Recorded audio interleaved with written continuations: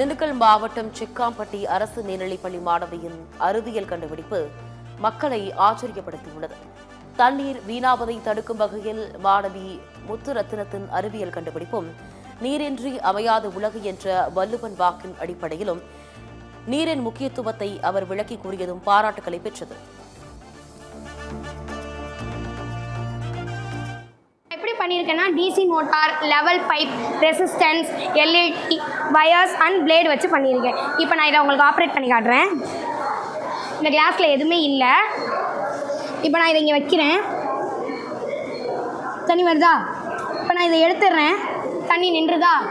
வைக்கிறேன், தண்ணி வருது, எடுக்கிறேன், தண்ணி நின்றுது. எல்லோரும் என்ன நினைப்பீங்க? நான் இதை சென்சாரை வச்சு தானே பண்ணியிருக்கேன்னு நினைக்கிறீங்க.